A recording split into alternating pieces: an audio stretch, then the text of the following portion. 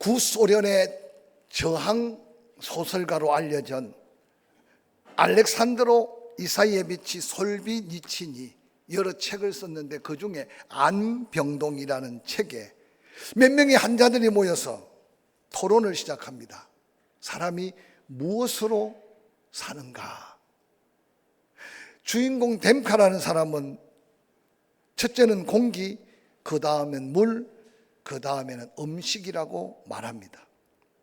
여기저기에서 소리가 나오기 시작합니다. 병원의 보급품도 의료도 좋아야지. 이런저런 인간이 살아가는데 필요한 조건들을 이야기하기 시작합니다. 그런데 그들이 내린 결론은 암병동이라 그렇겠지만 건강 없이는 그 어떤 것도 가치가 없고 아무것도 아니라는 결론에 도달하게 됩니다.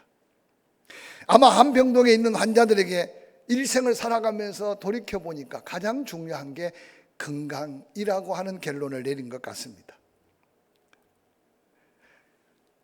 인간이 살아가면서 뭔가 욕구를 가진 게 있는데 어떤 사람은 6,000가지가 넘는다고 표현하고 있습니다.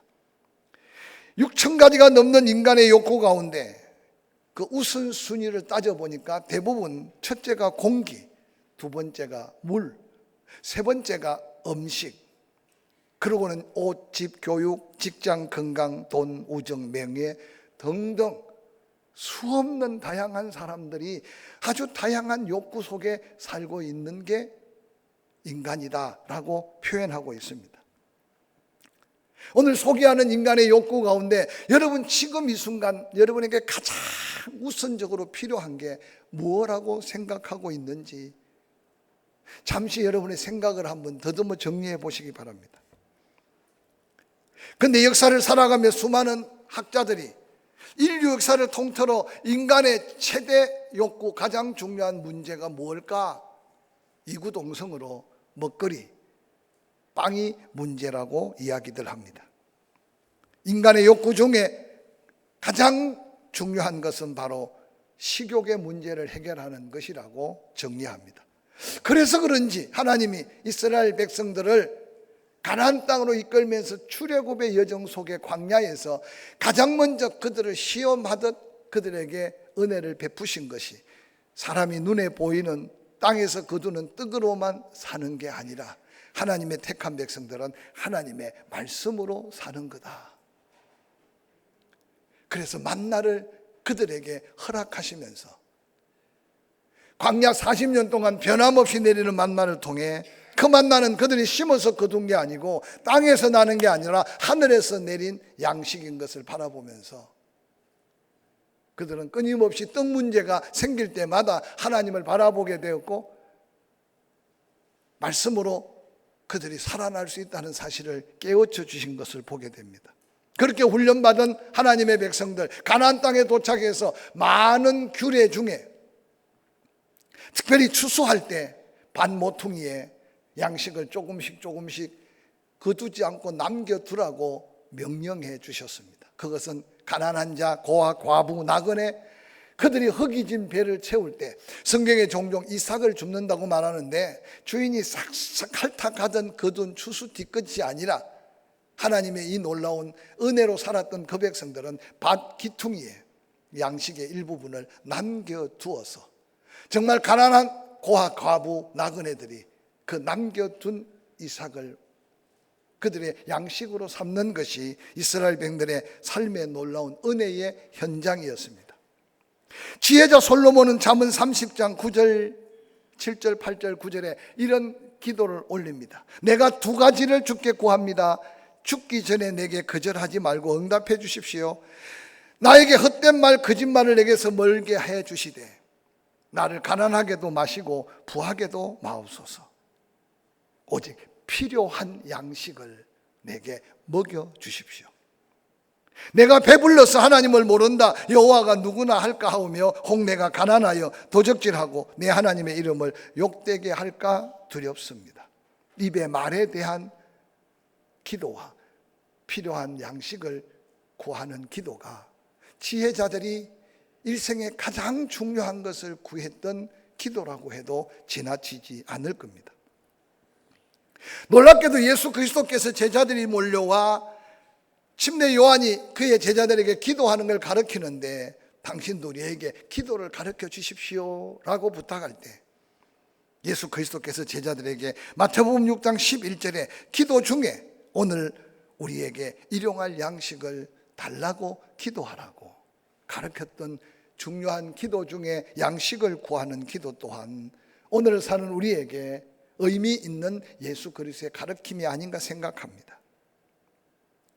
오늘 본문의 예수 그리스도께서는 사역의 현장을 디베레아 바다를 출발하여 건너편 동북 쪽에 있는 베세다 빈들로 옮겨갑니다. 그래서 본문에 등장하는 디베레아 바다는 구약 민수기에서는 긴네렛 못이라고도 불렀고 누가복음 5장에서는 게네사렛 호수라고도 불렀습니다. 당시 예수님 시대 유대인들은 갈릴리 바다라고 부르고 있는 그곳인데 오늘 예수님이 갈릴리 호수 서쪽 중앙에 있는 디베레아 지역에서 배를 탔습니다. 그래서 그곳의 이름이 디베레아라고 이름이 붙여지게 된 것은 헤롯 안티파스가 당시 로마의 황제 티베리우스를 기념하기 위해 그 갈릴리 호수 서중앙 지역에 도시를 하나 건설하고 그 도시를 디베레아라고 이름을 붙임으로 인해서 그곳 사람들은 갈릴리 바다지만 자기 동네 이름을 따서 디베레아 호수라고 그렇게 불렀습니다. 그 디베레아에서 배를 띄어 동북쪽 기슭에 있는 베세다라는 곳으로 향하고 있는 모습을 소개하고 있습니다. 이 베세다는 히브리어로 두 단어가 하나로 묶어졌는데 이 벳은 집이라는 뜻이고 세다는 낚시나 사냥, 그래서 베세다라는 말은 어부의 집, 사냥꾼들이 모여 사는 집. 그런데 사실 갈릴리 호숫가니까 어부의 집이 맞을 겁니다. 예수님께서는 그 빈들에 가서 앉으셨고 예수님의 기적을 목격한 수많은 사람들이 더한 은혜를 사모해서 그 베세다 빈들을 가득 채웠던 사실을 오늘 본문에 소개하고 있습니다. 마태복음에 보면 동일한 500여의 기적의 사건인데 좀 다르게 표현되어 있어요. 예수님이 그 베세다 항구에 도착하자마자 이미 그곳에 많은 사람들이 예수님을 기다리고 있다고 표현하고 있고 오늘 요한은 예수님이 먼저 그곳에 가시고 수많은 사람들이 몰려왔다고 기록하는데 뭐 그 두 차이는 그렇게 중요한 차이는 아닌 것 같습니다. 베세다가 빈들이라고 했던 것은 광야를 걸었던 이스라엘 백성들의 삶과 비추어서 설명하면서 베세다 빈들은 우리의 일상을 살고 있는 일상의 삶의 현장이라고도 표현해도 지나치지 않기에 오늘 이 말씀은 오늘 살아가는 우리에게 인생 앞에 문제가 다가올 때 그 문제를 어떻게 해결해 갈 수 있을까? 삶의 놀라운 믿음의 도전을 하고 있는 말씀이 본문의 말씀이 아닌가 생각해 봅니다. 베세다에서 바라보면 이 서쪽으로 해가 기울어 갑니다. 갈릴리 호수는 바다보다 200m가 낮습니다. 호수 주변에는 해발 300에서 500고지 산들로 빙 둘러쳐져 있습니다. 그곳의 가장 높은 곳이 갈릴리 서북쪽 코너에 있는 막달라 마리아의 고향, 막달라 뒤에 아벨산이라고 그곳 높은 산이 하나 있습니다. 베세다에서 바라보면 그 산으로 해가 기울어지면 오늘 우리가 생각할 때 평야에서는 해가 져도 한참 뿌옇게 남아있지만 지중해 바다보다 200m가 낮은 베세다에서 아벨산 너머로 해가 질 때 해가 지는 순간 금방 캄캄해질 수 있다는 상황을 한번 상상해 보시기 바랍니다. 이제 해가 니웃니웃 기울어져 가는 그 햇살 속에 그곳에 모여있는 대부분 사람들은 이제 어떤 조건으로 먹지 못했던 간에 허기진 배를 안고 이제 은혜 받는 것보다 더 문제는 이 심각한 굶주림을 해결하는 문제가 베세다 광야에 모여있는 수많은 인생들의 문제라는 사실을 오늘 성경은 우리에게 보여주고 있습니다. 어떤 신학자들은 그렇게 표현합니다. 예수님을 만나고 싶은 마음에서 먹는 끼니도 제대로 챙겨 먹지 못하고 달려왔다. 또 어떤 사람은 그렇게 많은 시간이 걸릴 줄 모르고 가져온 양식을 다 떠먹고 난 다음 지금 허기진 배를 부둥켜 안고 있다. 어떻든 간에 지금 베세다 빈들은 그곳에서 먹을 걸 해결할 수 없는 상황인데 중요한 것은 그곳에 모여있는 모든 사람들의 배는 굶주림에 허기져 있다는 사실을 우리에게 보여주고 있습니다. 오늘 베세다 들판의 군중들의 실제적인 삶의 문제가 우리 인생을 살아가는 이 땅에 있는 수많은 인생들의 문제일 수 있음을 오늘 우리에게 다시 한번 보여주고 계신 말씀인 걸 기억하시기 바랍니다. 그곳에 있는 사람들은 은혜는 받았으니 빵 문제, 떡 문제, 배고픔만 문제겠지만 오늘을 살아가는 우리는 너무 다양한 세상 속에 살다 보니까 동일한 문제 같지만 다 다양한 어떤 문제를 안고 지금 니웃니웃 해가 기울어져 가는 베세다 빈들에서 어찌할 바를 모르고 있는 삶의 여정이 우리 인생들이 가지고 있는 공통적인 분모, 인간의 욕구가 채워지지 않은 문제 속에 살고 있는 우리의 삶의 현실일 수 있다는 사실을 기억하시길 바랍니다. 많은 사람들은 그렇게 말합니다. 인류의 가장 근원적인 문제가 떡 문제, 먹는 문제인 것은 먹고 살고 난 다음에 지금 고급스럽게 걱정하는 정치도 문제일 수 있고 나라도 문제일 수 있고 관계도 문제일 수 있을 것이라고 이야기하면서 떡 문제 해결이 얼마나 중요한가를 가르쳐주고 있습니다. 우리도 이전에 한 끼가 지나가면 다음 한 끼를 걱정하며 살았던 시절이 그리 오랜 시절이 아니었습니다. 그런데 여러분 세계를 바라보십시오. 지금 전 세계에서 먹는 것 때문에 자유를 누리는 민족들이 그리 많지 않다는 사실을 기억하면서 오늘 이 자리에 우리는 먼저 감사할 제목을 가지고 살고 있다는 사실을 먼저 깨달으시기를 주의 이름으로 간절히 축원합니다. 혹시 우리 가운데 먹는 것 때문에 걱정하고 계시다면 그래도 그 걱정은 다른 민족이 고통받는 걱정과 비교하면 좀 고급스러운 걱정일 수 있어요. 그런데 오늘 이 중요한 떡 문제, 먹는 문제를 가지고 예수님은 이전에 하나님이 그 백성들에게 말씀하셨던 말씀처럼 사람이 떡으로만 사는 게 아니라 하나님의 말씀으로 산다는 것을 숱한 기적을 바라보며 구경하러 온 그 많은 무리들을 통해 지금 친히 말씀하고 사랑하는 제자들에게 그것을 깨우쳐 주기 위한 놀라운 현장에 그 백성들이 몰려있다는 사실을 한번 기억하시길 바랍니다. 오늘을 사는 우리에게도 우리의 삶이 베세다 빈 들판처럼 뭔가 될 것 같았는데 할 수 있을 것 같았는데 아니 누리는 것 같았는데 잃어버린 분도 있을 것이고 찾았는데 해결하려고 했는데 내 생각, 내 가진 경험, 내가 가지고 있는 물질로 해결할 수 없는 그 문제 속에 있는 문제를 한번 내어놓고 오늘 이 시간 이 말씀 속에 해답을 찾는 저와 여러분이 되기를 주의 이름으로 간절히 축원합니다. 오늘 본문의 예수님은 제자들에게 묻습니다. 우리가 어디서 떡을 사서 이 사람을 먹게 할 수 있을까? 예수님이 이 질문 속에 놀랍게 예수님은 대답을 가지고 묻고 있다는 사실을 영적인 사람 요한은 말씀을 통해 우리에게 깨우쳐 주고 있습니다. 우리가 어디서 떡을 사서 이 사람들을 먹게 할 수 있을까? 이 질문은 오늘을 사는 우리 모든 성도들에게 끊임없이 묻고 있는 예수 그리스도의 질문이라는 사실을 먼저 기억하고 여러분 문제 속에 빠져 있지 마시고 문제만 바라보지 마시고 그 문제 속에서 예수님이 내게 들려오는 이 음성을 들어보시길 바랍니다. 사랑하는 성도야, 사랑하는 나의 딸아, 사랑하는 나의 아들아, 네 인생의 그 문제 어떻게 해결할 수 있을까? 예수 그리스도의 물으심을 기억한다면 우리는 나 혼자 고민하고 나 혼자 생각하고 나의 생각과 나의 능력만 가지고 몸부림치던 내가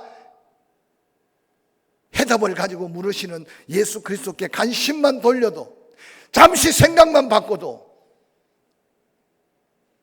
우리는 다시 예수 그리스도의 해답에 관심을 갖게 될 줄로 확실히 믿습니다. 옛날에 공부할 때 공부를 더 열심히 하라고 문제집을 사주지 않습니까? 문제집 지에는 반드시 답지가 끼어 있어요. 그래서 지혜로운 엄마들은 그 답지를 따로 떼놓고 문제를 풀고 난 다음 답지로 점수를 매겨주는 엄마들은 그래도 좀 지혜가 있어요. 근데 엄마보다 더 지혜로운 애들은 문제집을 사자마자 잡지를 자기가 숨겨놓고 문제를 푸는 게 아니라 답을 맞추는 훈련을 하는 사람은 실력이 늘질 않아요. 근데 문제가 안 풀려도 그 문제를 풀어보려고 애를 쓰면 그 문제는 반드시 해답이 있다는 걸 알기 때문에 어떤 때는 문제를 털려도 답을 가지고 맞추다가 고민했던 고민 속에 다음 그 문제를 만나면 풀어가는 게 문제와 해답의 비밀이라는 사실을 여러분 알고 있습니까? 우리 일상 삶에 크고 작은 문제가 수없이 많습니다. 여러분 먼저 기억하실 때는 나에게만 문제가 아니라 일생 사는 모든 사람들에게 동일한 문제를 안고 몸부림칠 때 문제 앞에만 몸부림치지 말고 문제가 있으면 반드시 해답이 있다는 사실 하나만 생각해도 우리는 문제 때문에 절망하거나 문제 때문에 낙심하거나 문제 때문에 포기하지 않는 믿음을 가질 수 있다는 사실을 기억하시기를 주의 이름으로 간절히 축원합니다. 해답이 안 보일수록 기도하게 되고 문제의 해답을 찾을 수 없을수록 문제가 아니라 문제의 해답이 되는 예수 그리스도의 말씀에 귀를 기울일 수 있는 게 믿음이라는 사실을 기억하시기 바랍니다. 우리가 어디서 떡을 사서 이 사람을 먹게 할 수 있을까? 그때 제자들의 대답입니다. 마가복음 6장 35절 때가 저물어 갑니다. 제자들이 예수님께 나와 말합니다. 이곳은 빈들입니다. 날도 저물어 갑니다. 다른 방법 없어요. 무리를 보내어 그들이 가다가 마을에서 사 먹든지 말든지.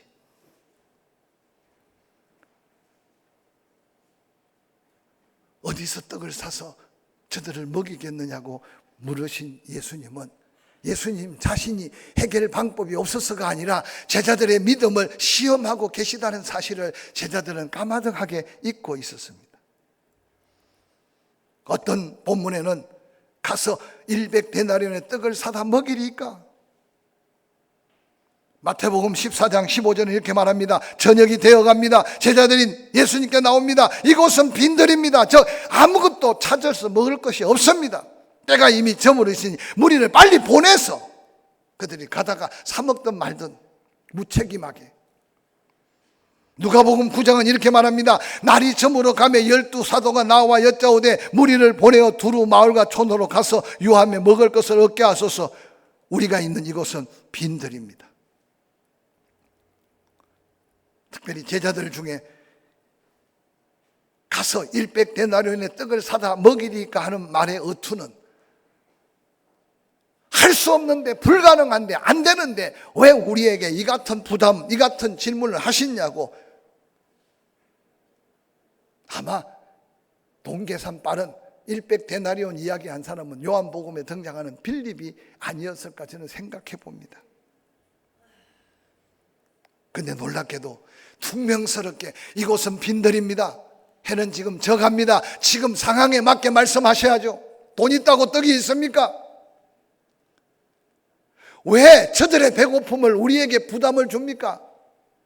말씀 듣고 은혜 받는 것도 중요하면 가다가 다 쓰러져 죽으면 누가 책임질 겁니까? 지금이라도 주여 늦지 않았습니다. 무리로 보내어 가다가 먹고 살든 죽든 빨리 돌려보내자고 하는 제자들의 이 생각 속에 안타깝게 해답을 가지고 계신 예수 그리스도께서 그들에게 기대했던 믿음을 찾지 못하는 이 안타까움이 오늘날 교회 안에 주여 주여라고 부르짖는 믿음의 사람들의 삶의 현장에 문제 앞에 바둥바둥 때로는 포기하거나 쉽게 좌절하거나 원망하거나 불평하는 우리를 통해서 안타깝게 여기는 예수 그리스도의 마음이 아닐지 한번 생각해 보시기 바랍니다.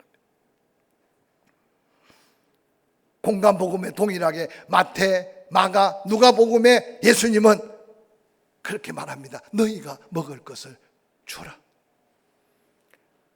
없습니다. 안 됩니다. 할 수 없습니다. 라고 말하는 그 제자들에게 너희가 먹을 것을 주라고 말씀하고 있습니다.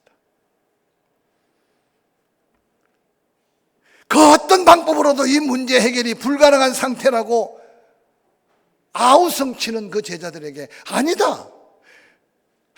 너희가 먹을 것을 주라고 외칩니다. 오늘 요한복음은 더 구체적으로 요한복음 6장 5절에 예수께서 눈을 들어 큰 무리가 자기에게 오는 것을 보시고 빌립에게 이르시되 우리가 어디서 떡을 사서 이 사람을 먹이겠느냐 하시니 이렇게 말씀하시면 6절 친히 어떻게 하실지 아시고 그 문제에 대해서 예수 그리스도께서는 어떻게 해결할지 아시고 빌립만이라도 제자들 중에 그래도 계산이 빠르고 빌립만이라도 제자들 중에 그래도 이 문제를 해결하는데 믿음의 고백을 듣고 싶어서 빌립을 시험하셨습니다. 빌립이 대답합니다. 각 사람에게 조금씩 받게 할지라도 200데나리온의 떡이 부족합니다. 디베리아 사람 빌립, 예수님의 물으시는 의도, 오늘 요한은 어떻게 하실지 아시고 빌립을 시험하는 예수님의 마음과 다르게 빌립은 현실과 현장과 그의 상황만 바라보고 다른 제자들보다 더 구체적으로 돈이 있어도 떡이 없습니다. 200데나리온 돈이 있습니까? 그런데 돈이 있어도 떡이 없습니다.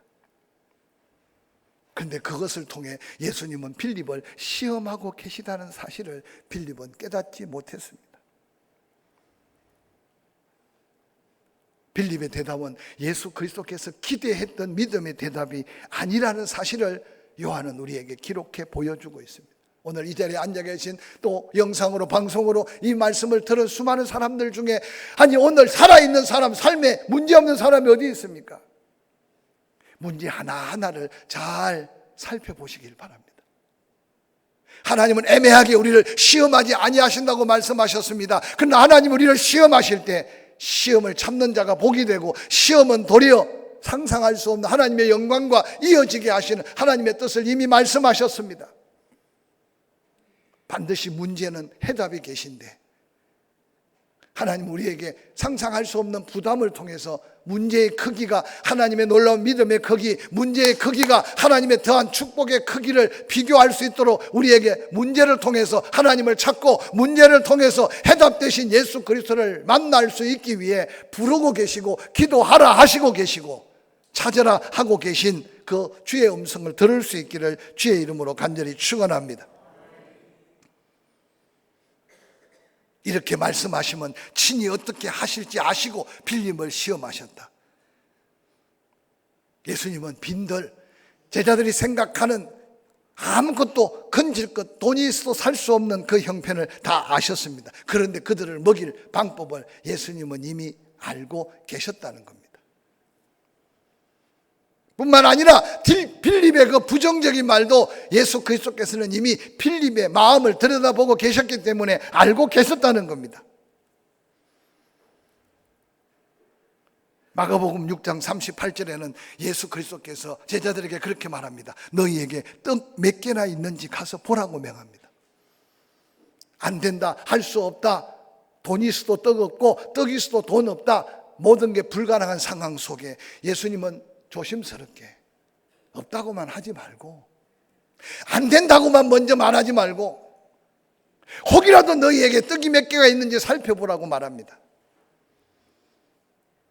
오늘 본문 요한복음은 이렇게 기록하고 있습니다. 요한복음 6장 8절 9절 제자 중 하나 곧 시몬 베드로의 형제 안드레가 예수께 여짜오되 여기 한 아이가 있어 보리떡 5개와 물고기 2마리를 가지고 있나이다. 그러나 그것이 이 받은 사람에게 얼마나 되겠습니까? 다른 제자들이 고백하는 고백과 여기 안드레가 고백하고 있는 고백은 조금 차이가 있다는 사실을 영적인 사람 제자 요한은 기록하고 있습니다. 빌립은 조금씩 줄지라도 200데나리온이라는 엄청난 돈, 오늘날 2천만 원 가까이 있어도 그들을 먹일 수 없습니다. 근데 제자들에게는, 예수님에게는 현금이 없습니다. 돈 있으면 떡이 있을까요? 그 빈들은 떡도 없습니다. 근데 안드레는 빌립과 좀 다르게 고백하고 있습니다. 한 아이가 먹을 거 있는가 찾아보라 했더니 한 아이가 보리떡 5개 물고기 2마리를 가지고 왔습니다. 이게 그겁니다. 그런데 이 보잘것없는 게 이 많은 사람을 어떻게 먹일 수 있을까요? 묻고 있는 안드레의 신락 같은 믿음, 혹이라도 예수님이라면, 아니 사람이 떡으로만 사는 게 아니라 말씀으로 산다는 말씀을 이전에 그들의 조상대대로 이어왔는데 이 말씀이 이곳에 하나님의 역사로 이어질 말씀이 아니겠습니까? 라고 혹이라도 묻고 있는, 기도하고 있는 안드레의 믿음을 우리에게 보여주고 있습니다. 빌립은 처음부터 부정적이고 비관적이고 체험하고 포기했다면 안드레는 작은 것이지만 제시하고 문제를 해결해 보려고 하는 예수님 앞에 해답을 기다리는 안드레의 믿음의 차이를 요한은 우리에게 보여주고 있는 장면이 아닌가 생각해 봅니다. 사랑하는 성도 여러분, 살다 보면 크고 작은 문제가 많은데 인생을 살고 난 다음 뒤돌아보면 밤 지새우고 눈물을 삼키고 가슴을 찢었던 그 문제들이 지금 다시 내 앞에 펼쳐진다면 그게 문제겠습니까? 그래서 종종 경험보다 더 좋은 선생이 없다고 말하는데, 해결해 보지 못한 문제 앞에 가슴이 두근거리고 때로는 잠이 오지 않고 때로는 입맛을 잃어버릴 것 같지만 기억하십시오. 그 문제 속에 예수 그리스도의 세밀한 음성, 예수 그리스도께서 그 문제를 해결할 방법을 가지고 계시다는 사실을 한 번만 믿어도 우리는 기도할 제목은 많아질지라도 낙심하고 실망하고 절망하지 않는 믿음으로 문제를 이겨갈 수 있는 하나님의 기적을 보게 될 줄로 확실히 믿습니다. 문제를 해결하며 성공하는 사람들은 자신의 생각으로 하나님의 계획과 하나님의 뜻을 가위질하지 않는답니다. 이건 안 돼, 이거는 돼. 오늘 대부분 지혜롭다, 똑똑하다, 경험 많은 인생들, 내 인생의 문제 앞에 하나님이 간섭하실 예수 그리스도의 놀라운 역사가 나타날 기회도 갖기 전에 미리 포기해버리고 지워버리고 잘라버리지 않습니까?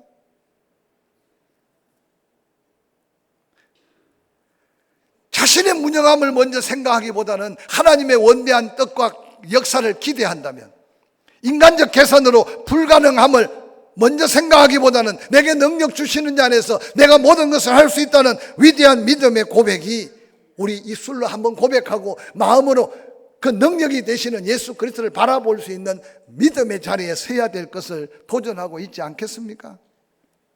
보리떡 5개, 물고기 2마리가 어린 아이 손에 있을 때는 별 소용이 없었습니다. 보잘것없었습니다. 그런데 그 놀라운 보잘것없는 게 예수 그리스도의 손에 들려질 때, 예수님은 떡의 크기, 떡의 숫자에 달려있는 게 아니라 그 예수님의 입술로 축복하는 축복의 기적이 달려있다는 사실을 그 빈들에 모여 흙이 그들의 배를 채우면서 다시 한 번 더 그들에게 각인시켜 줍니다.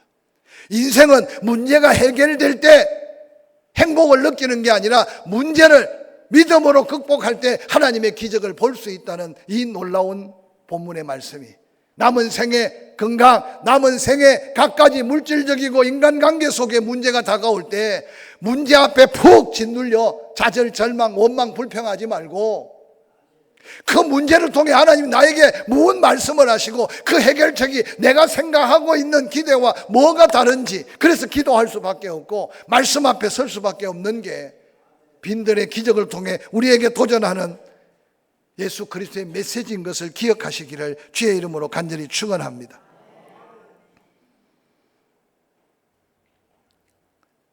요한복음 6장 11절, 예수께서 그 어린 아이가 가져온 그 떡을 손에 들고 축사합니다. 그리고 앉아있는 자들에게 나누어 주고 물고기도 그렇게 그들의 원대로 주셨다고 기록합니다.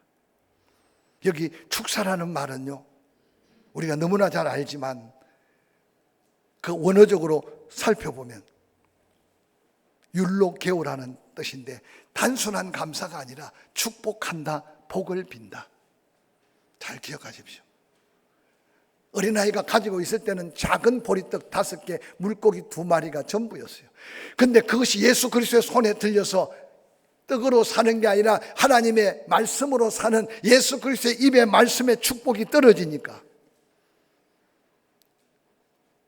그 떡을 축복하니까, 그 떡에 하나님의 축복이 함께하니까 떼어줘도 모두가 다 배불리 먹고 12광주리가 남게 되는 기적은 떡을 통해 온 기적이 아니라 믿음을 통해 온 기적이고, 떡으로 해결한 기적이 아니라 믿음으로 해결한 기적이라는 사실을 기억하시기를 주의 이름으로 간절히 축원합니다. 여러분, 문제를 축복할 수 있는 믿음이 있기를 주의 이름으로 간절히 축원합니다.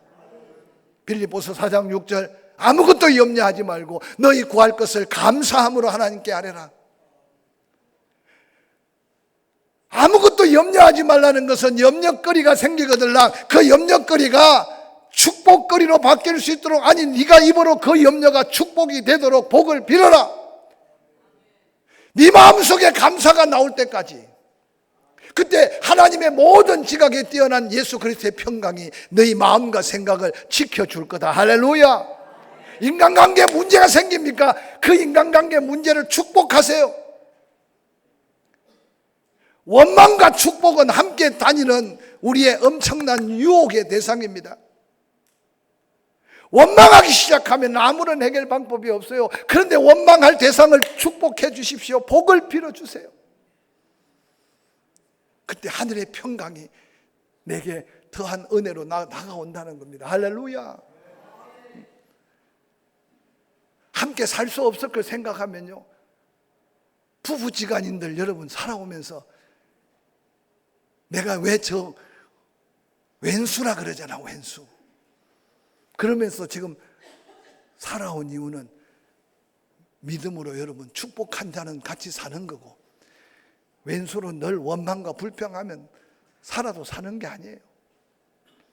우리 앞에 다가오는 크고 작은 갖가지 문제 앞에 오늘 예수 그리스도께서 우리에게 본을 보여주신 그 어린아이의 떡 하나를 손에 들고 복을 빌고 복을 선포하니 그 떡이 문제가 아니라 예수 입에서 선포된 복이 되니까 모두가 배불리 먹고 12강주리가 남았던 이 기적의 놀라운 현장이 우리의 삶의 새로운 도전이 되기를 주의 이름으로 간절히 축원합니다.